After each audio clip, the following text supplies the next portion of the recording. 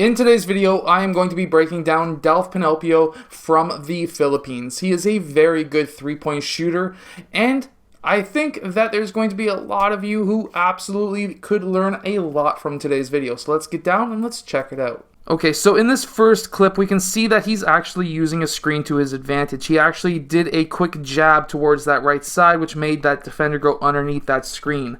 That actually created a lot of space for him to get up his shot. Now, when it comes to his actual shooting form, what we do see is that his shoulders are over top of his knees and over top of his toes. This means that he is a very balanced shooter. He actually has roughly 90 degrees on his knees as well as 90 degrees on his hips, and we can also see down near his heels that he has his heels up off the ground, which means that he is going to be using a lot of his calves. Now, let's really look at his shooting form, and we can see that it's a pretty close to one motion shot. He doesn't freeze very long at his face. However, he does freeze there long enough for some people to call it a two motion shot. However, something else I really want to point out is he's not jumping extremely high on his three-point shot. He's only jumping maybe 3 or 4 inches high. This is because he has his heels off the ground so that he can get that initial boost up into his shot and have that energy transfer into his knees and hips, which then moves up into his shoulders and elbow, and then that does, of course, allow him to make a lot of three-point shots. Now, when he does go up to his set point, it does seem to be covering his right eye, the ball, and we can also see that from this angle at least, he has a 45-degree angle on his elbow and 90 on the shoulder. He also has a 45 on his wrist as well. Some players like Michael Jordan will have a 90, however, that 90 degree on the wrist will only really be beneficial if you have a 90 degree on your elbow, because that will allow you to get extra rotation on that ball. However, by shooting with a 45, you're going to have a quicker release slightly by tenths of a second, and also you're going to be having usually a larger gap between your palm and the ball. And we can see from this clip right here that half of the ball is over top of his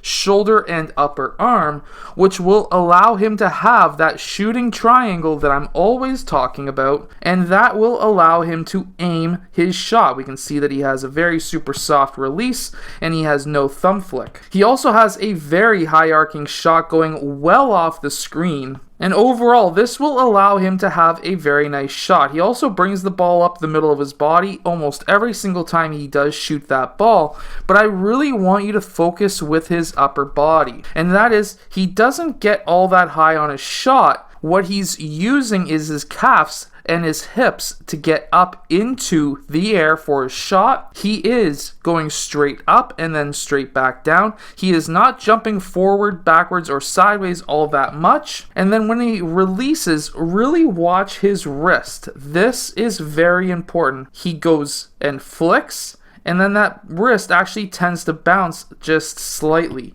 That is a very super soft release, which will allow him to get a ridiculous amount of arc. Also, having his elbow above his forehead will allow him to have a lot of arc as well. Now, some players with a soft release will have less backspin on the ball, but we can see from this clip that he has a lot of spin. In fact, we can count the spins by looking at that line right there, and we will scrub through this extremely slowly. At this point, we have had about one full rotation there, and now we're going for a second full rotation. That's a half, and that's about 3 full rotations before he gets to the rim.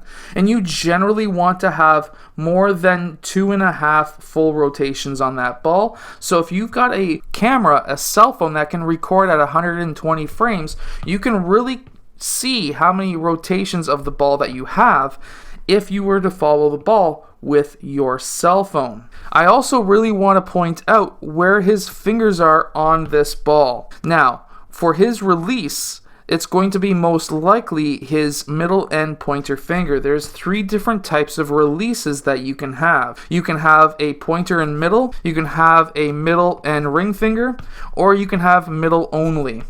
And what we do see here is with his hand spread out with those two fingers pronounced on the right side of the ball, instead of the middle finger being down the middle of the ball, we see that it's a split finger style release, at least on the grip, with his middle and pointer finger, which will mean that he will release most likely with those two fingers. If you have most of your hand, or at least those two fingers, on this half of the ball, then at that point it's going to be a split finger release. If your middle finger is down the middle, it's going to be a middle finger release. And if your elbow tends to flare out, you will usually have middle finger and ring finger on this side of the ball, with the middle finger more on the left side of the ball than, of course, the middle.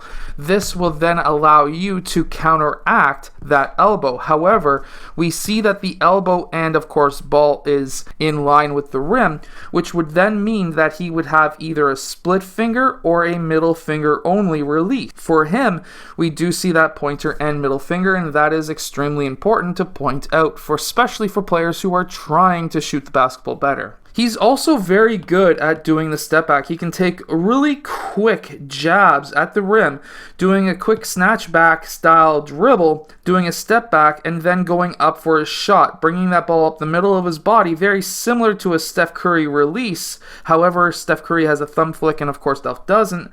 However, we can see that even with that step back, he took off from behind the three. His upper body stayed in the same location, but his lower body swung forward, which for some players can help with, of course, power, but because his upper body was basically stable in the air and just having his lower body as a pendulum, that doesn't affect his shot, and he's able to hit a lot of those style shots. I hope that this video helps you shoot the basketball better. If it does, hit that like button and subscribe, and I'll see you guys again next time.